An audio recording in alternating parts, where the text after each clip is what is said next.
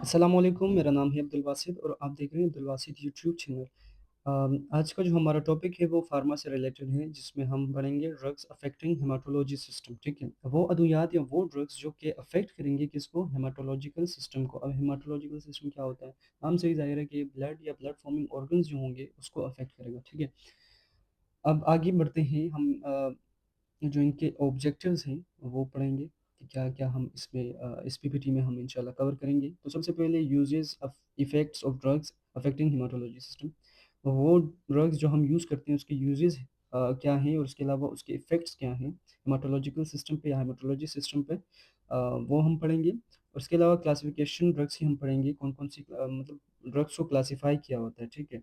Different disorders के हिसाब से, मिसाल के तौर पर एक डिसऑर्डर है क्लॉटिंग फैक्टर का अलग डिसऑर्डर है, एनीमिक का अलग डिसऑर्डर है, तो अलग-अलग से क्लासिफ़ाई किया होता है। इसके अलावा हम एक्शन पढ़ेंगे इन ड्रग्स का और एक्सपेक्टेड या एडवर्स रिएक्शन जो होंगे जो इफ़ेक्ट हम चाहते हैं ना, जो इन ड्रग्स से हम चाहते हैं, उसके अलावा जो रिएक्शन जो साइड रिएक्शन होते हैं, जो साइड इफ़ेक्ट्स वगैरह होते हैं, जो एडवर्स रिएक्शंस होते हैं वो हम इंशाल्लाह इसमें पढ़ेंगे। ठीक है, इसके अलावा नर्सिंग रिस्पॉन्सिबिलिटी क्या होती है जब हम दवाइयाँ दे रहे होते हैं पेशेंट को, तो उस टाइम पे नर्स की क्या-क्या रिस्पॉन्सिबिलिटी है, हम इंशाल्लाह इसको भी डिस्कस करेंगे। तो चलते हैं हम अपनी टॉपिक की तरफ, जिसमें सबसे पहले क्या है, हेमाटोलॉजिक ड्रग्स। क्या? हेमाटोलॉजिक ड्रग्स। अब हेमाटोलॉजिक ड्रग्स आर मेडिकेशन में क्या है, कुछ अद्वियात है जो कि एक्ट करती हैं किस पर, ब्लड और ब्लड फॉर्मिंग ऑर्गन्स पर। ये हमने पढ़ लिया कि ब्लड और ब्लड फॉर्मिंग ऑर्गन्स पर। ब्लड क्या है? एक कनेक्टिव टिश्यू है। क्या है? एक किस्म का कनेक्टिव टिश्यू है। अब ब्लड फॉर्मिंग ऑर्गन्स में हमारे पास बोन मैरो आता है, स्प्लीन और लिवर। ठीक है, बोन मैरो में हमारे पास, हमें पता है क्या मौजूद होते हैं, हमें पता है कि बोन मैरो में स्टेम सेल्स ये मौजूद होते हैं जो कि क्या क्या पैदा कर रहे होते हैं, डब्ल्यूबीसीज और आरबीसीज। ठीक है, ये ब्लड फॉर्मिंग ऑर्गन्स हैं। अब ये क्या करते हैं, these drugs help in formation, destruction और function of body cells and they play a vital role in managing anaemia, clotting disorder and other haematologic conditions. अब इस पूरे जुमले का मतलब ये है कि ऐसी ड्रग्स के बारे में हम पढ़ेंगे जो कि हेल्प करती है फॉर्मेशन, डिस्ट्रक्शन और फंक्शन ऑफ ब्लड सेल। मिसाल के तौर पर एक बंदा है, एक पेशेंट है, उसका ब्लड नहीं बन रहा। ठीक है, एक अमाउंट होती है, एक स्पेसिफिक अमाउंट होती है जहाँ पर जितना ब्लड बनना होता है, लेकिन अब वो नहीं बन रहा, तो उसको ऐसी अद्वियात दी जाती है, ऐसी ड्रग्स दी जाती है जो ब्लड फॉर्मेशन करें। ठीक है, अब एक पेशेंट है जिसका ब्लड बहुत ज़्यादा बन रहा है, मतलब नॉर्मल से हाई बन रहा है, तो ऐसी ड्रग्स दी जाती हैं जो कि उस जो हाई बन रहा है, जो नॉर्मल से ज़्यादा बन रहा है, उनको डिस्ट्रैक्ट करें, उसको ख़त्म करें, ताकि वो नॉर्मल हालात पे आए। क्योंकि हमारी बॉडी जो है होम्योस्टेसिस पे चल रही होती है, ना कोई चीज़ ज़्यादा ना कोई चीज़ कम, दोनों हमारे लिए नुकसानदेह होती है। और कुछ फंक्शन जो होते हैं ब्लड सेल्स के, वो अगर इधर-उधर हो गए, ऊपर-नीचे हो गए, उसमें छेड़खानी हो गई, तो ये ड्रग्स उसको भी रेगुलेट कर रही होती है। ठीक है? अब यहाँ पर इन्होंने एग्ज़ाम्पल दी हुई है एनीमिया की, क्लॉटिंग डिसऑर्डर और अदर हेमाटोलॉजिक कंडीशन। हम एक-एक करके इंशाल्लाह इसको कवर करेंगे। तो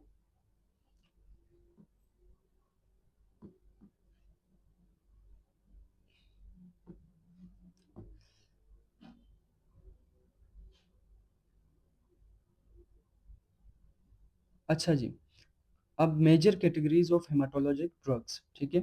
हम जो कैटेगरीज़ है इसमें वो पढ़ेंगे कि क्या-क्या मेजर कैटेगरीज़ हेमाटोलॉजिक ड्रग्स की हैं। सबसे पहले आती है हेमाटेनिक्स। ठीक है? क्या आती है? हेमाटेनिक्स। अब हेमाटेनिक्स में हेमाटेनिक्स का काम क्या होता है? ये ऐसी ड्रग्स होती हैं जो कि स्टिमुलेट करती हैं production of red blood cell को। किसी में रेड ब्लड सेल की फॉर्मेशन नहीं हो रही है, तो ये ऐसी ड्रग्स होंगी जो कि स्टिमुलेट करेंगी रेड ब्लड सेल की फॉर्मेशन को। अगर रेड ब्लड सेल की फॉर्मेशन नहीं होती है, तो बंदा एनीमिया में चला जाता है। अब बहुत सारे किस्म की एनीमिया होती है, मेगालोब्लास्टिक एनीमिया, पर्नीशियस एनीमिया, ये हम एक-एक करके इंशाल्लाह पढ़ेंगे। तो एग्जांपल में क्या है, iron, folic acid, vitamin B12, erythropoietin. हम इसको आगे इंशाल्लाह मज़ीद डिटेल में पढ़ेंगे कि आयरन क्या काम करती है, फोलिक एसिड क्या काम करती है, विटामिन बी12 क्या काम करती है। अब आता है एंटीकोगुलेंट। ठीक है, तो एंटीकोगुलेंट्स वो ड्रग्स होते हैं जो कि प्रिवेंट करते हैं ब्लड क्लॉट फॉर्मेशन को। क्या करते हैं? ब्लड क्लॉट फॉर्मेशन को प्रिवेंट करते हैं। अब बच्चे यहाँ पर कुछ कंफ्यूज होते हैं कि भाई एक होता है एंटीकोगुलेंट, ठीक है, जो कि ब्लड क्लॉट फॉर्मेशन को प्रिवेंट करते हैं, और एक होता है थ्रोम्बोलाइटिक या फिब्रिनोलाइटिक, जो कि एग्जिस्टिंग क्लॉट्स होते हैं उसको ख़त्म करता है। इन दोनों में फ़र्क होता है। मिसाल के तौर पर मेरे पास ये एक ब्लड वेसल है, ठीक है, ये एक ब्लड वेसल है और इसमें यहाँ पर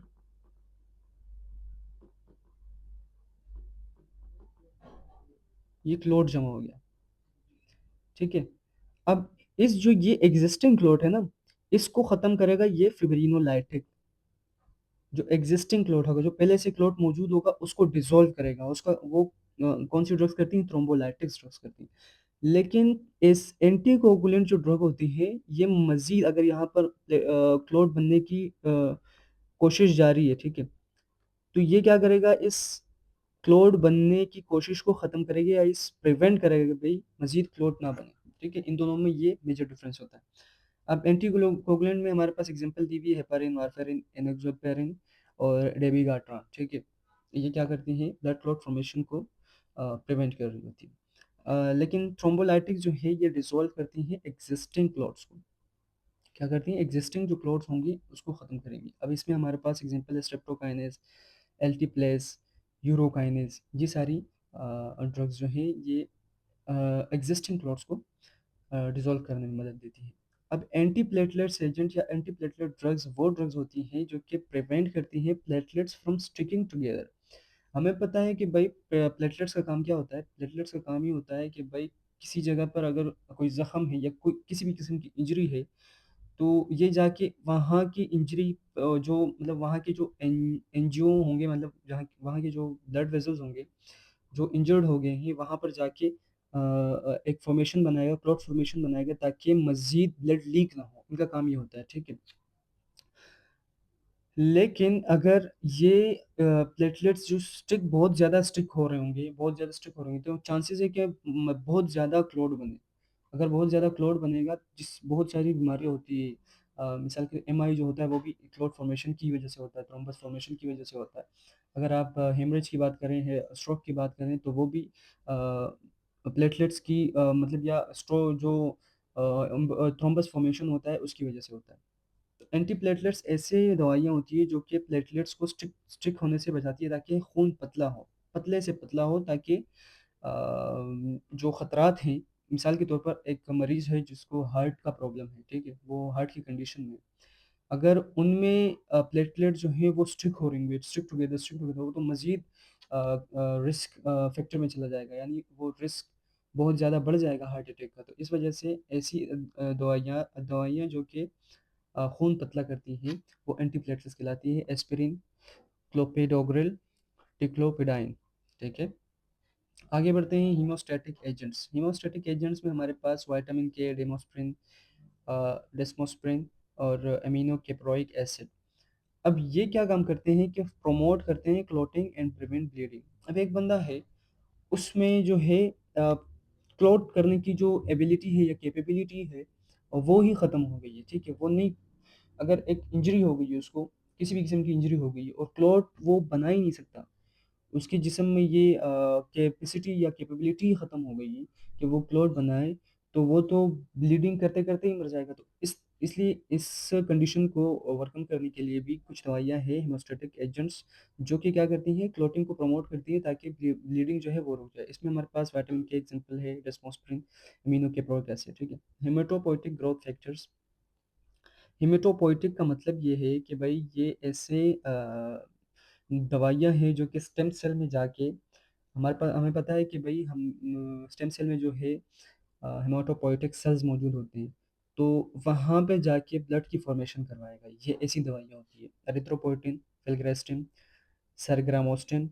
अब ये स्टिमुलेट करती है बोन मेरो को। मैंने आपको बताया कि ये बोन मेरो में ये सेल्स पाए जाते हैं और प्रोड्यूस करती हैं आरबीसीज, डब्ल्यूबीसीज एंड प्लेटलेट्स। चलो भाई, सबसे पहली जो कैटेगरी थी हेमाटोनिक्स, ठीक है। हम हेमाटोनिक को डिटेल में पढ़ने की कोशिश करेंगे कि भाई हेमाटोनिक क्या चीज़ है और इसकी जो दवाइयाँ हैं, मिसाल आयरन आयरन हो गया, फॉलिक एसिड हो गया, उसका क्या काम है? तो हेमाटेनिक्स आर सब्सटेंस, ये सब्सटेंस या दवाइयाँ हैं जो क्या करती हैं, प्रमोट करती हैं फॉर्मेशन ऑफ ब्लड कंपोनेंट्स। हमने पढ़ा अर्लियर, हमने पढ़ा पर्टिकुलरली हीमोग्लोबिन, स्पेसिफिकली ये किसको प्रमोट करती है? रेड ब्लड सेल और हीमोग्लोबिन को। They are used in the prevention and treatment of anaemia. RBC की जब कमी होती है तो इस कंडीशन को एनीमिया कहते हैं, ठीक है। अब ये ऐसी ड्रग होती हैं जो प्रिवेंट करती हैं एनीमिया को, caused by deficiencies in essential nutrients such as iron, folic acid and vitamin B12। अब एक एक करके हम इनको पढ़ेंगे।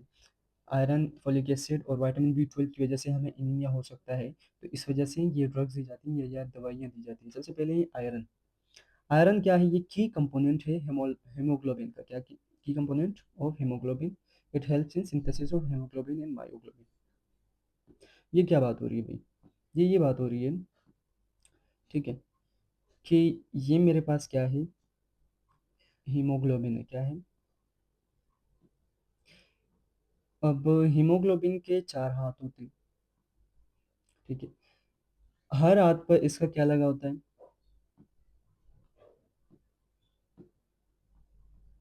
एफी। एफी यानी आयरन। आयरन। आयरन।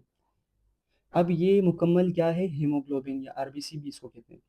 अब इसका फंक्शन ये होता है इस आयरन का कि ये बाइंड करे किसको?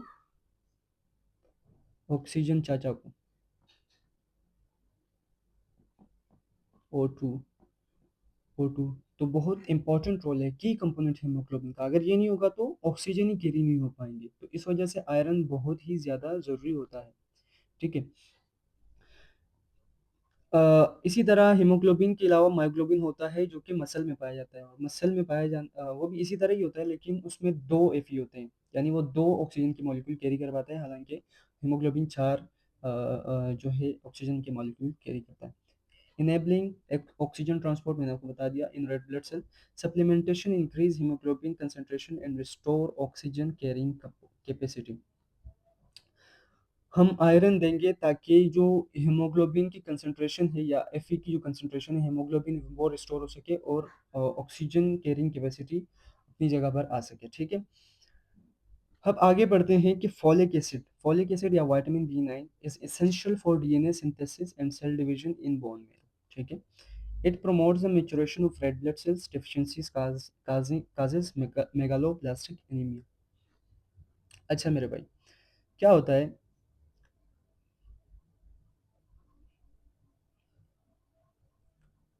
क्या होता है कि हमारे पास ये क्या है? बोन मेरो भैया है,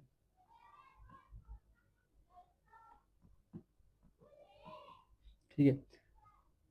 अब ये जो फॉलिक एसिड है, एफ ए मैं यहाँ पर लिख दूंगा, ठीक है। फॉलिक एसिड जो है ये इसके पास जाएगा और बोन मेरो कहेगा कि भाई आरबीसी बनानी है, लेकिन आरबीसी के अंदर जो न्यूक्लियस है या डीएनए की जो सिंथेसिस है, जो डीएनए की सिंथेसिस है प्लस सेल डिवीजन जो है, वो काम किसका है? वो मेरा है। तो जल्दी जल्दी से सेल बनाने की कोशिश करो ताकि मैं डीएनए की सिंथेसिस कर पाऊँ और क्या करूँ? सेल डिवीजन कर पाऊँ। लेकिन ऐसे पेशेंट्स होते हैं जो क्या करते हैं, जिनमें फॉलिक एसिड की कमी हो जाती है, विटामिन B9 की कमी हो जाती है। तो जब विटामिन B9 की कमी होगी तो क्या डीएनए सिंथेसिस होगा? नहीं होगा। क्या सेल डिवीजन होगा? नहीं होगा। बोन मेरो से आपके आरबीसी बनेंगे, ठीक है, रेड ब्लड सेल बनेंगे। ये रेड ब्लड सेल आपका बन गया। अब ये फिलहाल इमेच्योर है, इमेच्योर में हमारे पास न्यूक्लियस मौजूद होता है, ठीक है। आरबीसी बन गया। इमेच्योर मेच्योर फॉर्म में जाने के लिए इनको ये आरबीसी का न्यूक्लियस जो है ये हटाना होता है और चेंजेस करनी होती है। अब डीएनए जो है वो सिंथेसाइज करता है फॉलिक एसिड। फॉलिक एसिड जो है वो डीएनए की सिंथेसिस ही नहीं कर रहा। जब डीएनए की सिंथेसिस नहीं होगी तो सेल डिवीजन भी नहीं होगी, जिसकी वजह से ये सेल जो है डिवाइड नहीं होंगे और ये सेल बन ही रहे होंगे, बड़े बड़े सेल बन रहे होंगे। इमेच्योर फॉर्म है ये, बन रहे होंगे, रुक नहीं रहे होंगे, ये डिवाइड नहीं हो रहे, डिवाइड नहीं हो रहे, जिसकी वजह से आरबीसी की जी जो मिच्योर फॉर्म होती है जो कि ऑक्सीजन कैरी कर सके, वो ही नहीं आ रही है आपके जिस्म में। ठीक है, बस इमेच्योर फॉर्म आ रहा है जो कि हमारे लिए फ़ायदेमंद नहीं है। हमें मैच्योर फॉर्म चाहिए जो कि ऑक्सीजन कैरी कर सके, जो कि छोटे छोटे होते हैं इनसे। अब जब इनकी तादाद बढ़ेगी, ये इमेच्योर फॉर्म है ना, इनकी जब तादाद बढ़ेगी तो इस कंडीशन को हम कहते हैं मेगालो ब्लास्टिक अनीमिया। ये अब ऐसी अनीमिया है कि ये तो इस इनमें से ये सेल तो बन रहे हैं मेच्योर सेल, लेकिन जो मेच्योर फॉर्म है आरबीसी की वो नहीं बन रहे, फायदेमंद जो सेल हो वो ही नहीं बन रहे। जब वो नहीं बन रहे तो बॉडी में आरबीसी की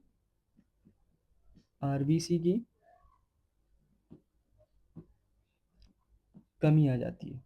अब कमी आएगी तो लाजमी सी बात है, आरबीसी की कमी क्या कहलाती है? अनीमिया। ठीक है, तो आपको समझ आया, उम्मीद है आपको समझ आया होगा कि मेगालोब्लास्टिक एनीमिया क्या होती है। कि जो मेच्योर इमेच्योर जो आरबीसीज होते हैं वो बड़े बड़े होते हैं। अब उनको डिवाइड होना होता है, लेकिन फोलिक एसिड की वजह से ना तो उनकी डीएनए की सिंथेसिस हो रही होती है और ना वो डिवाइड हो रहे होते हैं, जिसकी वजह से वो बड़े बड़े ही बन रहे होते हैं बस। जो मेच्योर फॉर्म होती है वो नहीं बन रही होती, और आरबीसी की कमी हो जाती है बॉडी में, और मेगालोब्लास्टिक एनीमिया ये कहलाती है। ठीक है, आगे बढ़ते हैं। पीछे तो हमने फोलिक एसिड की बात कर ली कि फोलिक एसिड की वजह से किस तरह हमें आरबीसी की कमी हो सकती है, मेच्योर जो आरबीसी है वो नहीं बनते। अब आते हैं हम किस पर? अब आते हैं हम विटामिन बी 12 या कोबालमिन, साइनोकोबालमिन। ठीक है, विटामिन बी 12 क्या काम करती है? ये जो न्यूक्लिक एसिड है ना, इसकी सिंथेसिस और प्रोटीन की सिंथेसिस, ये दो चीज़ें हैं जो इंतहाई ज़्यादा ज़रूरी है आरबीसी की प्रोडक्शन में। ठीक है, it is vital for normal RBC maturation and neurological function, और इसके अलावा न्यूरोलॉजिकल फंक्शन में भी ये काम आती है। Its deficiency lead to pernicious anaemia. अब ये चीज़ें क्या है, मैं आपको एक एक करके बड़ी डिटेल से समझाता हूँ। हमें पता है कि आरबीसी का जो स्ट्रक्चर होता है वो हीमोग्लोबिन से मिलकर बना होता है, और Fe जो आयरन का पार्ट है उससे मिलकर बना होता है। अब इस हीमोग्लोबिन में एक किस्म का प्रोटीन होता है, एक किस्म की प्रोटीन होती है। ठीक है, जिसे हम क्या कहते हैं? Globulin protein. अब ये इंतहाई अहम प्रोटीन है जो कि हीमोग्लोबिन के स्ट्रक्चर के लिए चाहिए। अब आप सोचें कि आपके पास विटामिन बी 12 है ही नहीं, इसकी डेफिशिएंसी है।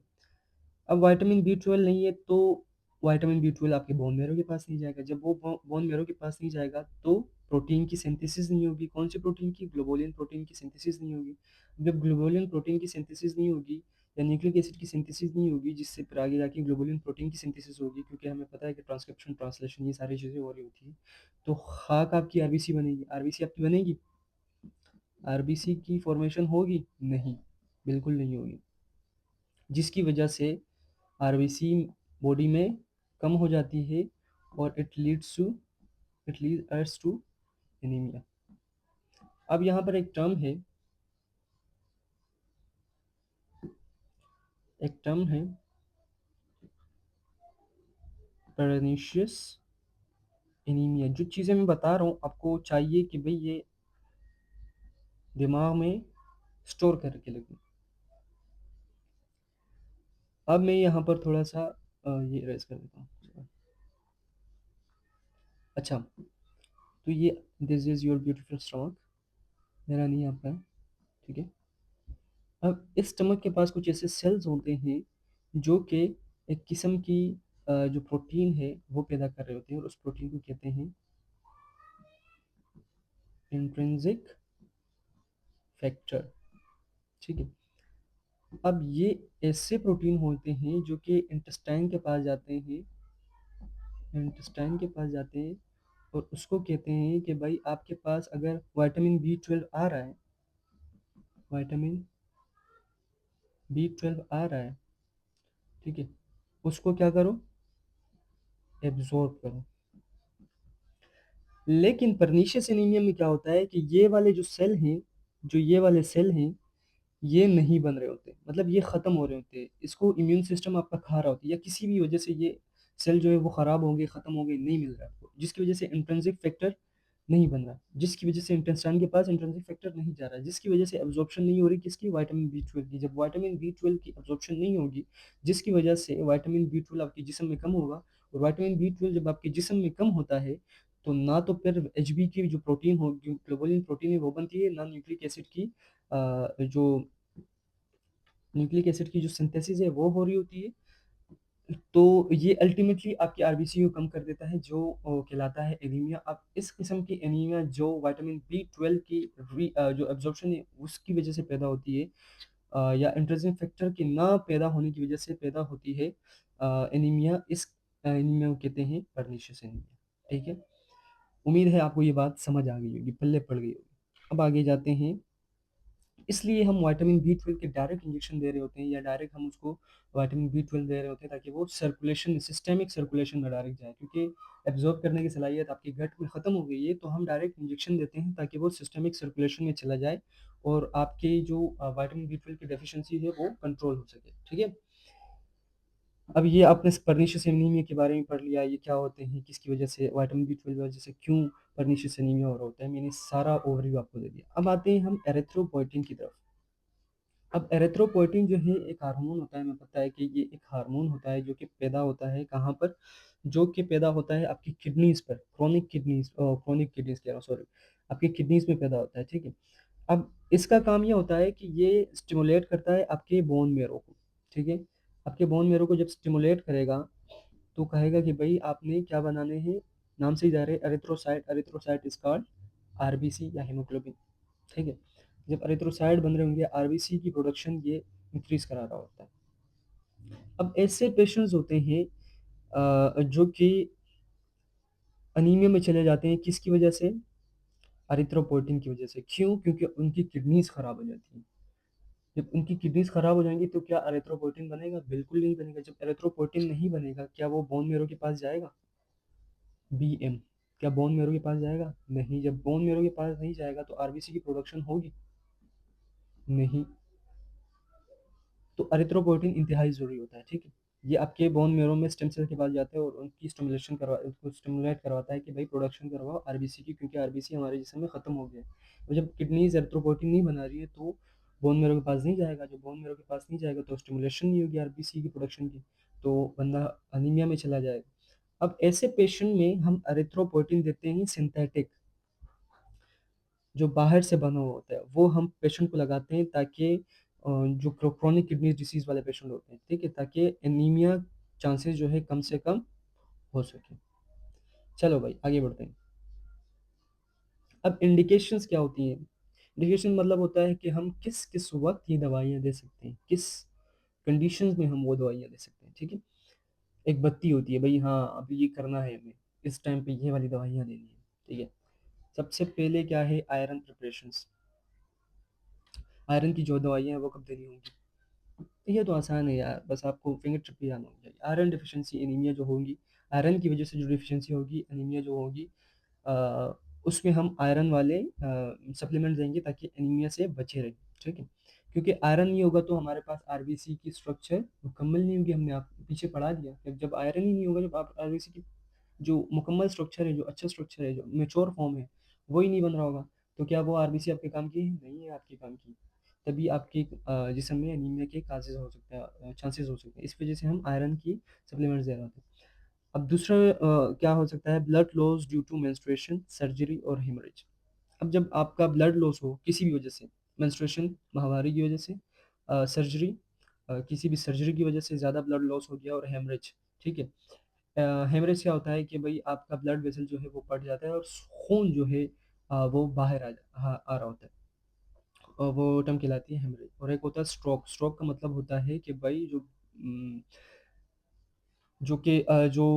ब्लड वेसल है उसके दरमियान में कुछ रुकावट आ गई है, उसे स्ट्रोक कहते हैं। ठीक है, अब pregnancy and lactation increase iron demand. जब प्रेगनेंसी होगी या लैक्टेशन, या आप दूध पिला रहे होंगे बच्चे को, तो उस टाइम पे आयरन की डिमांड बढ़ जाती है, तब भी हम आयरन दे रहे होते हैं। Poor dietary intake of iron, ऐसे पेशेंट्स होते हैं जो कि आयरन नहीं ले रहे होते हैं, उनमें भी आयरन के सप्लीमेंट्स हम दे रहे होते हैं भाई कि आप अपनी आयरन की कमी पूरा करें ताकि आपका खून अच्छा हो, आरबीसी बने, फॉर्मेशन हो आरबीसी की, ठीक है। अच्छा, फॉलिक एसिड अगर वो हम कब देंगे? मेगालोब्लास्टिक एनीमिया जब हो जाती है, हमारे पास बन तो रहे हैं आरबीसी लेकिन इमेच्योर फॉर्म बन रही है, वो डिवाइड नहीं हो रहे हैं, जिसकी वजह से मेगालोब्लास्टिक एनीमिया हो रहा है, तब हम फॉलिक एसिड देंगे ताकि भाई सेल की डिवीजन हो सके, एक मेच्योर आरबीसी बन सके। मेगालोब्लास्टिक एनीमिया में हम फॉलिक एसिड देते हैं। Pregnancy to prevent neural tube defects in foetus, हमें बताया कि फॉलिक एसिड जो है वो न्यूरल ट्यूब की प्रोडक्शन जो है, न्यूरल ट्यूब की जो वो क्या कहते हैं यार उसको, क्लोजिंग ऑफ न्यूरल ट्यूब जो है वो कौन करवाता है? Folic acid. यानी डेवलपमेंट ऑफ फीटस के दौरान फॉलिक एसिड का एक अहम रोल है, ठीक है। अगर आप प्रेगनेंसी के दौरान फॉलिक एसिड नहीं ले रहे होंगे, मतलब एक सर्टेन अमाउंट में फॉलिक एसिड नहीं ले रहे होंगे, जिसकी वजह से फीटस में डेवलपमेंटल जो कमियां होती है, जो खामियां होती है, वो पैदा होती है। न्यूरल ट्यूब क्या होता है? न्यूरल ट्यूब से आगे ब्रेन बन रहा होता है और स्पाइनल कॉर्ड बन रहा होता है। मेल एब्जॉर्प्शन सिंड्रोम ऐसी कंडीशन कि जिसमें आपका इंटेस्टाइन जो है वो, इसमें आपका इंटेस्टाइन एब्जॉर्ब नहीं कर पाता, कुछ भी एब्जॉर्ब नहीं कर पाता। जब कुछ एब्जॉर्ब ही नहीं कर पाएगा तो क्या फॉलिक एसिड एब्जॉर्ब होगा? जब फॉलिक एसिड एब्जॉर्ब ही नहीं होगा तो आपको चांसेस हो सकते हैं मेगालोब्लास्टिक एनीमिया के। तो इस वजह से हम फॉलिक एसिड डायरेक्ट दे रहे होते हैं ताकि वो सिस्टमिक सर्कुलेशन में चले जाएं, ठीक है। अच्छा भाई, क्रोनिक अल्कोहलिज्म में हम क्यों दे रहे होते हैं फॉलिक एसिड? क्योंकि आपके क्रोनिक अल्कोहलिज्म, जो क्रोनिक का मतलब होता है कि भाई बहुत ज़्यादा अरसे से वो अल्कोहल कंज्यूम कर रहा है, शराब नोशी कर रहा है, तो शराब नोशी नोशी की वजह से जो है आपके इंटेस्टाइन जो है, स्मॉल इंटेस्टाइन, वो ख़राब होने लगती है, क्योंकि अल्कोहल उससे डैमेज करने लगता है, जिसकी वजह से फॉलिक एसिड की एब्जॉर्प्शन नहीं होती वहाँ पर। जब एब्जॉर्प्शन नहीं होगी तो फॉलिक एसिड की कमी होगी। जब फॉलिक एसिड की कमी होती है तो हमें पता है कि फॉलिक एसिड किस में काम कर रहा होता है मेरे भाइयों? फोलिक एसिड काम कर रहा होता है आपके सेल डिवीजन में, आरबीसी की सेल डिवीजन होती है, और डीएनए सिंथेसिस में। जब ये दोनों चीजें नहीं होंगी तो बिग आरबीसीज बनेंगे, मेच्योर फॉर्म नहीं बनेगी, इमेच्योर फॉर्म बनेगी बिग आरबीसीज, जिसे हम मेगालोब्लास्टिक एनीमिया कहते हैं, ठीक है मेरे भाई। अब आगे बढ़ते हैं। अच्छा भाई, कि मेगालोब्लास्टिक ओ सॉरी विटामिन बी 12 ये हम कब दे रहे होते हैं? जब परनीशियस एनीमिया हो रही होती है। हम मालूम करेंगे कि भाई अनीमिया किस वजह से हो रही है। अगर इंट्रिंसिक फैक्टर की वजह से हो रही है तो हमें पता है कि कौन सी अनीमिया है, पर्निशियस एनीमिया। जब पर्निशियस एनीमिया है तो हम विटामिन बी 12 डायरेक्ट देंगे ताकि वो सर्कुलेशन में जाए, एब्जॉर्प्शन से बचे, क्योंकि एब्जॉर्प्शन हो ही नहीं रही उसकी। डाइटरी डेफिशिएंसीज लाजमी सी बात है, अगर कोई मरीज़ है वो विटामिन बी 12 जो है वो ले ही नहीं रहा है डाइट में, जिसकी वजह से विटामिन बी 12 की कमी होगी। जब विटामिन बी 12 की कमी होती है तो हमें पता है कि न्यूक्लिक एसिड और प्रोटीन की सिंथेसिस नहीं होती। अब हीमोग्लोबिन में ग्लोबुलिन एक ऐसा प्रोटीन होता है जो कि ज़रूरी होता है बनना, जब वो ही नहीं बनेगा, जब वो नहीं बनेगा तो आपको पता है कि आरबीसी ही नहीं बनेगी, जिसकी वजह से पर्निशियस एनीमिया होता है। आफ्टर गैस्ट्रिक सर्जरी और intestinal malabsorption. Gastric surgery मैंने आपको बताया ना कि भाई मैदे में क्या होता है, कुछ ऐसे सेल्स होते हैं जो कि इंट्रिंसिक फैक्टर्स बना रहे होते हैं। जब गैस्ट्रिक सर्जरी हो गई, मैदे को ख़त्म कर दिया, आधे मैदे को जहाँ पर वो सेल्स मौजूद थे उसको हटा दिया, सर्जरी कर दी, तो क्या वो इंट्रिंसिक फैक्टर बना पाएगा? नहीं बना पाएगा, जिसकी वजह से आपको विटामिन बी 12 की डेफिशिएंसी लाजमी होगी। और इंटेस्टाइनल मेल अब्जॉर्प्शन, मैंने मेल अब्जॉर्प्शन में बताया कि आप इंटेस्टाइन जो है आपका वो कुछ भी एब्जॉर्ब नहीं कर पाता, जिसकी वजह से भी विटामिन बी 12 की वो हो सकती है, कमी हो सकती है। एरिथ्रोपोइटिन हम कब दे रहे होते हैं? Anaemia associated with chronic renal failure. Erythropoietin मैंने आपको पहले ही बताया कि भाई किडनी जो है एरिथ्रोपोइटिन बना रही होती है। जब क्रॉनिक किडनी फेलियर होता है ना, बहुत ज़्यादा अरसे से किसी मरीज़ में जो है किडनीज का फंक्शन ख़राब हो गया, किडनीज काम नहीं कर रही, तो क्या वो एरिथ्रोपोइटिन बना पाएगा? बिल्कुल नहीं बना पाएगा, जिसकी वजह से क्या होगा, जिसकी वजह से अनीमिया काज होगा, क्योंकि एरिथ्रोपोइटिन जाता है बोन मेरो के पास, और बोन बोन मेरो भी कहता है कि भाई प्रोडक्शन ऑफ आरबीसी बढ़ाओ, लेकिन एरिथ्रोपोइटिन है ही नहीं, तब हमारे पास आरबीसी की कमी हो सकती है। तो इस वजह से हम एरिथ्रोपोइटिन सिंथेटिक दे रहे होते हैं मरीज़ को। कीमोथेरेपी के वक्त भी हम ये दे रहे होते हैं, क्योंकि कीमोथेरेपी के वक्त जो है जो एरिथ्रोपोइटिन है वो उसकी जो प्रोडक्शन होती है वो कम हो सकती है। अच्छा मेरे भाई, तो anaemia in HIV infected patients on 0-14। अब ये ऐसे ड्रग्स होते हैं ये वाले, जो कि HIV इन्फेक्टेड पेशेंट को दिए जाते हैं। तो ये क्या करते हैं कि बोन मेरो जो है उसकी प्रोडक्शन जो होती है आरबीसीज की, मतलब ब्लड सेल्स की, उसको क्या कर देती है, सप्रेस कर देती है, रोक देती है, भाई नहीं करो नहीं करो। लेकिन इसी वजह से जब वो बहुत ज़्यादा सप्रेशन कर रही होती है बोन मेरो की, तो अनीमिया काज हो सकती है। इस वजह से हम एरिथ्रोपोइटिन ज़्यादा देते हैं। ये डायरेक्टली एरिथ्रोपोइटिन के साथ काज नहीं, मतलब ये डायरेक्ट आपकी किडनीज के पास नहीं जाएगी, सिर्फ बोन मेरो के पास जाएगी और उसकी सप्रेशन को कम करेगी। तो हम एरिथ्रोपोइटिन ज़्यादा कर देते हैं। ईपी ज़्यादा जब होगा तब ज़्यादा जाएगा बोन मेरो के पास और स्टिमुलेशन को मज़ीद इंक्रीज़ करेगा, ताकि बोन मेरो ब्लड सेल की प्रोडक्शन करवाए। ठीक है, हम एरिथ्रोपोइटिन इस वजह से भी इस टाइम दे रहे होते हैं। अच्छा जी, अब ड्रग कॉन्ट्रा इंडिकेशन का मतलब क्या होता है कि भाई किस किस हालात में आप ये ड्रग नहीं दोगे। ठीक है, अब आयरन की अगर आप बात करें तो किस हालात में आप आयरन नहीं दोगे, तो एक कंडीशन है जिसे हम कहते हैं हीमोक्रोमेटोसिस। अब इस कंडीशन में क्या होता है कि एफ ई की तादाद पहले से ही जिस्म में क्या होती है, ज़्यादा होती है। जब जिस्म में पहले से ही हीमोक्रोमेटोसिस है, आयरन की तादाद ज़्यादा है, अगर आप मज़ीद आयरन देंगे तो आयरन ओवरलोड हो जाएगा, जिसकी वजह से जिगर को और किडनीज को, इसके अलावा हार्ट हार्ट के मसाइल पैदा हो सकते हैं। और दूसरी जो कंडीशन है हीमोलाइटिक एनीमिया, इसमें जो है आपकी आरबीसीज टूट रही होती है। जब आरबीसीज टूट रही होती है तो एफए अलग हो रहा होता है और प्रोटीन अलग हो रहा होता है। ठीक है, आयरन अलग तो हो रहा है लेकिन वो जिस्म से बाहर नहीं जा रहा, मतलब वो ज़ाया नहीं हो रहा है, सिर्फ जिस्म के अंदर टूट रहा है।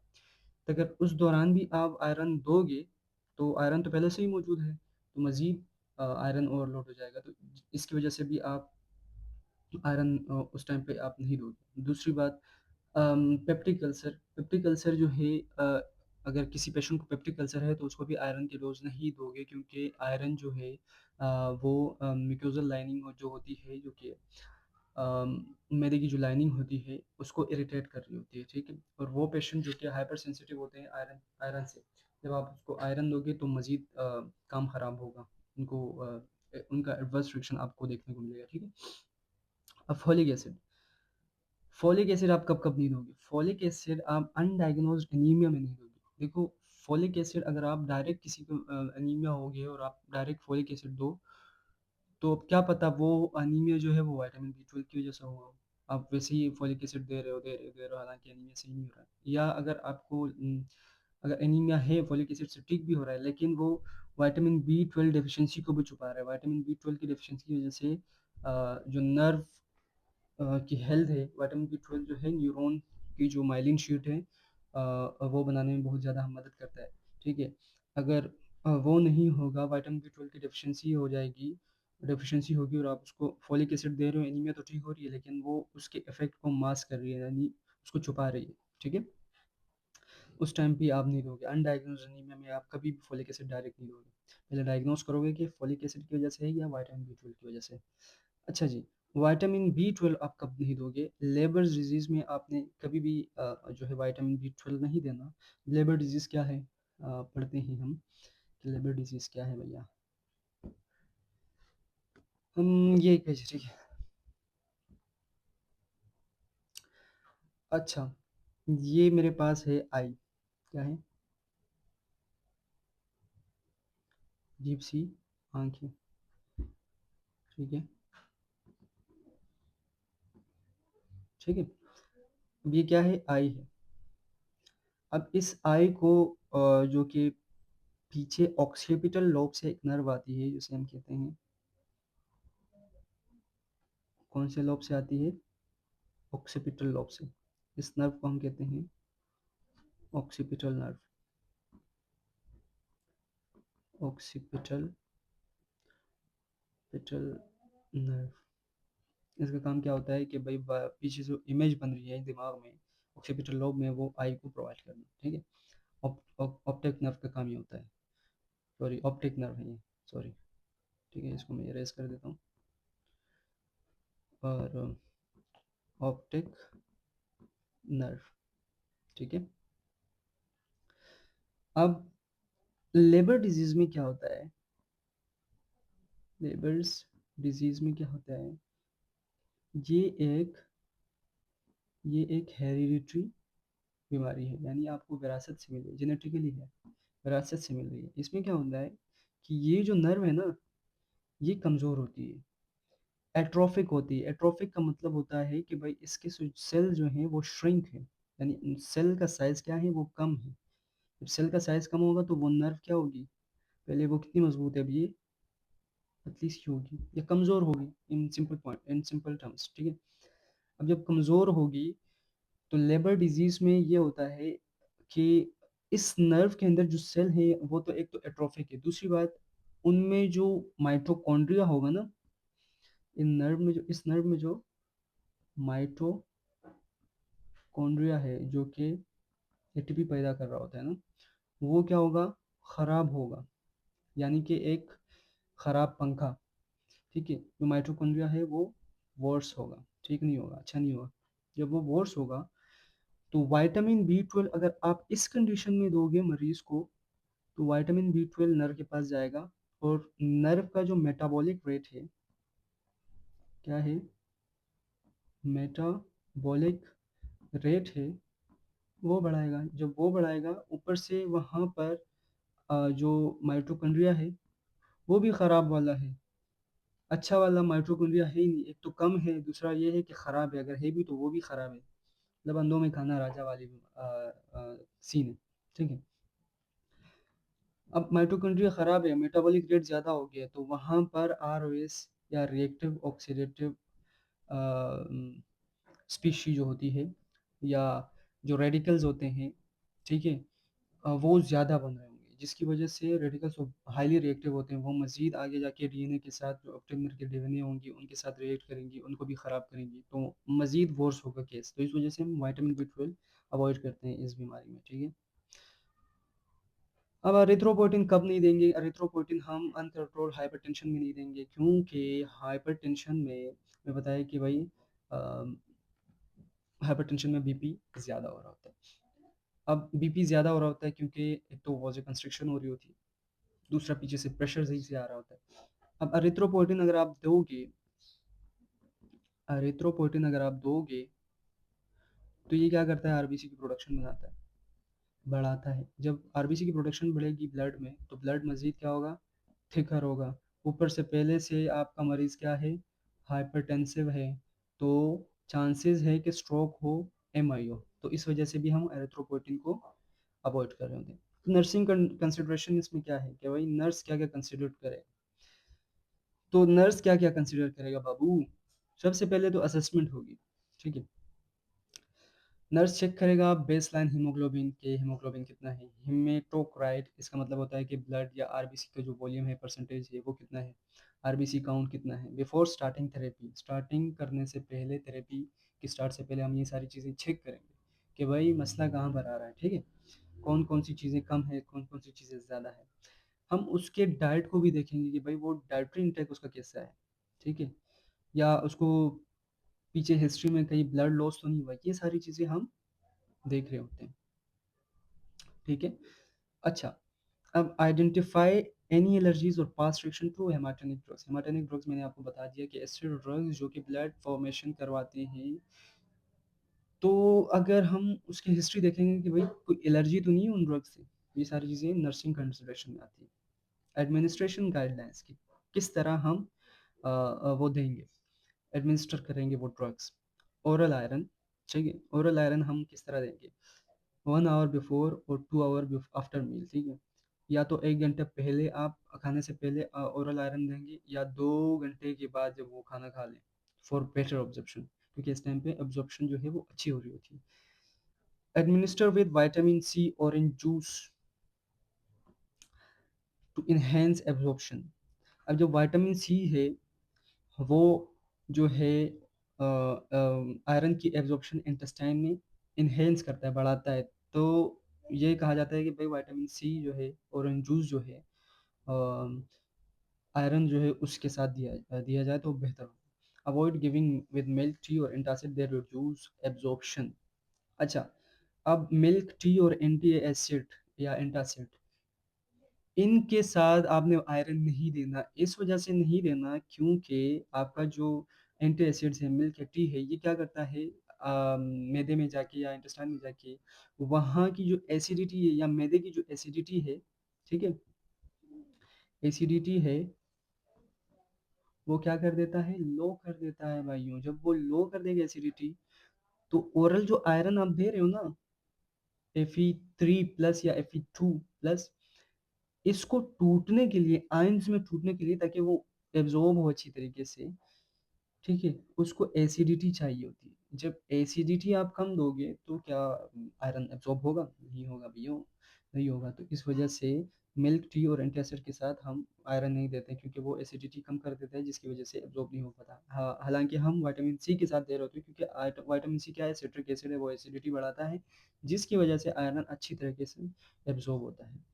Use a straw for liquid iron to prevent teeth staining. जो आयरन होता है, लिक्विड आयरन, अगर आप वो डायरेक्ट लेंगे तो वो आपके दांतों को जो है वो स्टेन कर देता है, दाग बना देता है, तो इस वजह से स्ट्रॉ देना चाहिए। ये एडमिनिस्ट्रेशन गाइडलाइंस है, ये तो आसान है, आप एक एक पॉइंट अगर पढ़ लो तो वो समझ आ जाता है। पेरेंट्रल आयरन यानी ओरल आयरन, जो मतलब जो गट के थ्रू आपकी जा रही है ना, मुंह के थ्रू आगे, फिर उसके बाद एसोफेगस, स्टमक, इंटेस्टाइन, इसके थ्रू जो जा रही है, इसको एंट्रल रूट कहते हैं। पेरेंट्रल रूट या पेरेंट्रल जो हाँ रूट जो होता है वो, रादर देन ये जीआईटी जो आपकी ट्रैक है, इसके अलावा जो रूट होता है, इसे हम पेरेंट्रल रूट कहते हैं। मिसाल के तौर पर आईएम, आईवी, ये सारी चीज़ें क्या है, पेरेंट्रल रूट में आती है। आईएम अगर आप एक डोज दे रहे हो या आईवी दे रहे हो, ये आपके पेरेंट्रल रूट, क्योंकि ये डायरेक्ट आपके जीआईटी ट्रैक के थ्रू नहीं जाती, ये सीधा सीधा सिस्टमिक सर्कुलेशन में जाती है। अच्छा, use Z track method for intramuscular injection to prevent skin staining. अब जेड ट्रैक एक मेथड होता है जिसमें स्किन मेरे ख्याल से कुछ खींच दी जाती है, उसके बाद जो इंजेक्शन है वो इंट्रामस्कुलर इंजेक्शन दी जाती है, ताकि स्किन की स्टेनिंग है, क्योंकि आयरन की वजह से स्किन स्टेन हो जाती है, वो बचा रहा है। स्किन को पीछे खींच के फिर उसके बाद वो क्या कहते हैं, इंट्रामस्कुलर इंजेक्शन देते हैं। ठीक है, administer a test dose to check for allergic reactions. Test dose का मतलब ये होता है कि अगर आप मतलब 10 cc या 3 cc या 4 cc इंजेक्शन आपने देना है या डोज देना है, उससे पहले आप 0.5 cc या 1 cc आप चेक कर लो, टेस्ट कर लो कि भाई कोई मसला तो नहीं हो रहा, ऐसा नहीं कोई एलर्जी तो नहीं पैदा हो रही है। तो अगर कुछ नहीं हो रहा तो उसके बाद आप जो है वो पूरा लगा दो, टेस्ट डोज जिसे कहते हैं। ठीक है, फोलिक एसिड हमें कब कब देना चाहिए? फोलिक एसिड या विटामिन B12 कब कब देना चाहिए? Administer vitamin B12 intramuscularly for patient with malabsorption. Malabsorption के बारे में हमने पढ़ा कि भाई मेल एब्जॉर्प्शन क्या करवाती है। मेल एब्जॉर्प्शन क्या होती है कि इंटेस्टाइन आपकी एब्जॉर्प्शन नहीं कर पाती। जब आपकी इंटेस्टाइन एब्जॉर्प्शन नहीं करवाएगी, तो क्या ओरल आप अगर विटामिन दोगे, विटामिन B12, तो क्या फायदेमंद रहेगा? बिल्कुल नहीं रहेगा, क्योंकि एब्जॉर्प्शन ही नहीं हो रही, तो विटामिन B12 तो एब्जॉर्ब नहीं होगा, वापस निकल जाएगा। इस वजह से इंट्रामस्कुलरली पेशेंट को, मेल एब्जॉर्प्शन वाले पेशेंट को विटामिन B12 दी जाती है, ताकि वो डायरेक्ट सिस्टमिक सर्कुलेशन में आ जाए, ब्लड में आ जाए। अच्छा, combine folic acid and B12 therapy cautiously to avoid masking deficiency। मैंने आपको इससे पहले ही बताया कि भाई अगर एक बंदे को विटामिन B12 की वजह से डेफिशिएंसी है, विटामिन B12 की डेफिशिएंसी, उसकी वजह से जो है एनीमिया हो रहा है, और आप उसको फॉलिक एसिड दे रहे हो और वो मास्किंग कर रहा है, उसकी इफेक्ट को मास्क कर रहा है, मतलब फॉलिक एसिड की वजह से एनीमिया तो उसका ख़त्म हो रहा है, लेकिन विटामिन B12 की डेफिशिएंसी हो रही है, वो मास्क कर रहा है। एनीमिया तो वो ख़त्म कर देगा, लेकिन जो डेफिशिएंसी है विटामिन B12 की, वो आपको नज़र नहीं आएगी, वो डॉक्टर की आंख से बच जाएगी, जिसकी वजह से कहते हैं कि भाई आपको विटामिन B12 और फॉलिक एसिड जो है वो कंबाइन नहीं देनी चाहिए। एरिथ्रोपोइटिन जो है एक हमने पहले पढ़ा कि कौन सी ड्रग्स होती हैं और क्या हार्मोन क्या काम कर रहा होता है। अब ये कब देनी चाहिए? एडमिनिस्टर सबक्यूटेनियसली, ठीक है, और इंट्रावेनसली। सबक्यूटेनियस क्या होते हैं? सबक्यूटेनियस आपकी एक लेयर होती है स्किन की, सबक्यूटेनियसली दी जाती है, और इंट्रावेनसली एज प्रिस्क्राइब्ड, ठीक है, या आईवी या subcutaneously. Monitor blood pressure and haematocrit regularly. Blood pressure उसको चेक करना चाहिए, क्योंकि एरिथ्रोपोइटिन आरबीसी की प्रोडक्शन बढ़ाता है। जब आरबीसी की प्रोडक्शन ब्लड में बढ़ जाती है तो ब्लड थिक हो जाता है। अगर हाइपरटेंशन वाला पेशेंट है तो उसके लिए खतरा हो सकता है। Do not shake while store refrigerated. While को जो है आपने स्टोर शेक नहीं करना, क्योंकि जो उसकी कंपोजिशन है वो ख़राब हो जाती है, और अ, जो दवाई है उसको फ्रिज में रेफ्रिजरेट कर मतलब फ्रिज में रखनी चाहिए, ताकि वही बात, जो कंपोजिशन है वो ख़राब ना हो। अच्छा मेरे भाई, क्लोज मॉनिटरिंग करनी चाहिए, monitor for science of improvement, increase energy, power protection, ये सारी चीज़ें आपने देखनी होती है भाई, ये आपकी गाइडलाइंस में होंगी। कि जब आप एक इंजेक्शन या आप एक ड्रग्स दोगे तो आपको मॉनिटर करना होगा क्लोजली कि इम्प्रूवमेंट क्या आ रही है, क्या उसके नुकसान आ रहे हैं, इंक्रीज एनर्जी हो रही है या पहले रिडक्शन हो रहा है, क्या हो रहा है क्या नहीं हो रहा। पहले रिडक्शन का मतलब हमने देखा है आरबीसी या हेमोग्लोबिन वाले पेशेंट जो होते हैं वो अक्सर नीले पड़ जाते हैं, ठीक है, या पीले पड़ जाते हैं। तो उनमें जो हम आरबीसी की प्रोडक्शन अगर अच्छी हो गई तो कलर कैसा हो गया या एनर्जी उनकी कैसी हो गई है, क्योंकि आरबीसी की प्रोडक्शन अगर लो होती है तो हाइपोक्सिया होता है जिसकी वजह से फटीग होता है। Okay, observe for adverse effects such as nausea, constipation और हाइपरटेंशन। एडवर्स इफेक्ट का मतलब होता है कि आपने एक इफेक्ट के लिए दी लेकिन उसके अलावा वो दूसरा इफेक्ट कर रहा है, नुकसानदायक इफेक्ट कर रहा है, इसे हम एडवर्स रिएक्शन कहते हैं या एडवर्स इफेक्ट कहते हैं, सच एज नोजिया, कॉन्स्टिपेशन और hypertension. Track laboratory values, track laboratory values. अच्छा, एच बी, हेमाटोक्राइट, रेटिकुलोसाइट काउंट, ये सारी चीज़ें हमें मॉनिटर करनी होती है। पेशेंट को एजुकेशन देना होता है कि भाई किस तरह आपने अपनी डाइट अच्छी करनी है, किस तरह अपने जो है अपनी गट की हेल्थ अच्छी रखनी है, क्योंकि गट से ही आपका विटामिन बी 12 एब्जॉर्ब हो रहा होता है। अगर वो गट उनकी ख़राब या विटामिन बी 12 एब्जॉर्प्शन नहीं हो रही, किस तरह हम उसको कहेंगे कि भाई आपने अपनी विटामिन बी 12 की डेफिशिएंसी को ओवरकम करने के लिए ये इंजेक्शन या ये डोज लेनी पड़ेंगी। इनकरेज रिच आयरन डाइट या आयरन रिच डाइट, उनको कहेंगे भाई आयरन जिसमें होता है वो ज़्यादा खाएं, यानी red meat, liver, spinach, beans and fortified cereals, ये सारी चीज़ें हम जिसमें आयरन बहुत ज़्यादा होता है। Inform about possible dark stool from iron supplement, जब आप आयरन की डोज दोगे ना तो स्टूल जो होता है वो डार्क ही होता है, ठीक है। तो आपको पेशेंट को ये समझाना पड़ेगा कि भाई आपने परेशान नहीं होना, ये आयरन के डोज जो हमने आपको दी है इस वजह से, ठीक है। Stress the importance of completing the full course of medication, हमने दबाव देना होगा कि भाई ये जो कोर्स हमने आपको बताया ये आपने मुकम्मल करना है, क्योंकि इसकी बहुत ज़्यादा अशद ज़रूरत होती है ना, क्योंकि आरबीसी जो है या हेमोग्लोबिन आपका एक ऐसा फैक्टर होता है जिसकी वजह से आप जिंदा हैं, ठीक है। तो वो कोर्स आपने मुकम्मल ही करना है। Advice pregnant women to take folic acid daily to prevent foetal neural defects, जो प्रेग्नेंट वुमेन होती है उनको हमने बताना होता है कि भाई आपने फॉलिक एसिड जो है वो लेना होगा, ताकि जो न्यूरल ट्यूब के डिफेक्ट्स होते हैं डेवलपमेंट स्टेज के दौरान, जो दिमाग कमज़ोर रह जाता है तो उससे बचा जा सके, ठीक है। अच्छा, अब एडवर्स इफेक्ट्स कॉमन अक्रॉस हेमाटोनिक्स, ऐसे इफेक्ट्स जो कि हेमाटोनिक्स जो दवाइयाँ होती है, ऐसे इफेक्ट जो कि हेमाटोनिक्स दवाइयाँ होती है उसकी वजह से पैदा होती है, जो एडवर्स होते हैं, यानी हम दे एक चीज़ के लिए लेकिन हो रहा दूसरा चीज़ है, उसके जो साइड रिएक्शन होते हैं वो, ठीक है। आयरन, अगर आप आयरन दोगे तो उसके क्या एडवर्स इफेक्ट्स हो सकते हैं, या आप जानते भी हो या ना जानते हो, सारी चीज़ें हमने इसमें लिखी हुई। आयरन की वजह से जो एडवर्स इफेक्ट होते हैं वो है constipation, nausea, metallic taste, black stool, local pain, ठीक है। ये सारी एडवर्स इफेक्ट होते हैं, ये आपने याद करनी होंगी। फॉलिक एसिड की वजह से रेयर एलर्जिक रिएक्शन और रैश, ये रेयर होते हैं। विटामिन बी 12 की वजह से injection side pain, mild diarrhoea, itching. Erythropoietin की वजह से hypertension, headache, joint pain, increase clot risk. ये सारी चीज़ें मैंने आपको समझा दी कि भाई क्लॉट रिस्क क्यों बढ़ेगा, हाइपरटेंशन क्यों होगा, हेडेक क्यों होगा, जब आपके आरबीसी बढ़ेंगे तो वो लाजमी सी बात है ब्लड को थिक करेगा, तो ये सारी चीज़ें, ठीक है। अच्छा, अब समरी क्या दी हुई है कि भाई drug, mode of action, indication, contradiction, nursing focus. अब बड़ी अच्छी ज़बरदस्त स्लाइड है। आयरन में जो है अगर आप ड्रग जो दे रहे हो आयरन, मोड ऑफ एक्शन का क्या है, बेंजोग्लोबिन, इंडिकेशन क्या है, आयरन डेफिशिएंसी, किस टाइम पे हमने देनी होगी, कॉन्ट्रा इंडिकेशन क्या है कि भाई किस टाइम में हमने नहीं देनी, अल्सर के दौरान और हेमोक्रोमेटोसिस इस दौरान हमने नहीं देनी। नर्सिंग फोकस क्या होगा, get with vitamin C, avoid tea milk, क्योंकि विटामिन सी जो है उसमें इन्हेंस करती है एब्जॉर्प्शन को।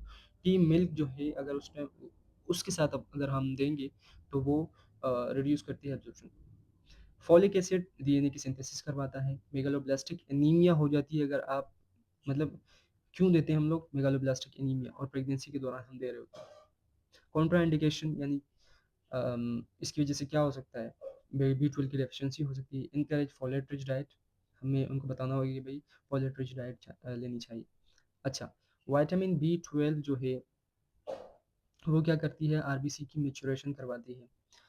हमने पढ़ा कि आरबीसी की किस तरह मैच्योरेशन होती है। अच्छा, अब किस टाइम पे हमने देनी चाहिए परनीशियस एनीमिया, क्योंकि इंट्रिंसिक फैक्टर नहीं बनेगा, विटामिन बी 12 एब्जॉर्ब नहीं होगा, आरबीसी की मैच्योरेशन नहीं होगी, ये सारी चीज़ें हैं भैया। अब कॉन्ट्राइंडिकेशन किस टाइम पे हमें नहीं देनी चाहिए, लेबर डिजीज़ में देखा होता है कि ऑप्टिक नर्व किस तरह डैमेज होती है, इससे मज़ीद ख़राब हो जाएगी। अच्छा, give IM if malabsorption, कि भाई अगर मेल एब्जॉर्प्शन है यानी इंटेस्टाइन से एब्जॉर्ब ही नहीं हो रहा है तो हमने आईएम देना होगा। एरिथ्रोपोइटिन हमने क्यों देना होता है, स्टिमुलेट बोन मैरो। अब इंडिकेशन क्या है, कब कब हमने देनी होती है, रीनल और कीमो इंड्यूस्ड एनीमिया। ठीक है, कोई पेशेंट है उसको कीमोथेरेपी चल रही है, या कोई पेशेंट है उसकी जो रीनल प्रॉब्लम है यानी किडनी ख़राब हो गई, तो एरिथ्रोपोइटिन बन ही नहीं रहा है, जिसकी वजह से जो आरबीसी है वो नहीं बन पा रहा है, इस वजह से हम एरिथ्रोपोइटिन, सिंथेटिक एरिथ्रोपोइटिन देते हैं।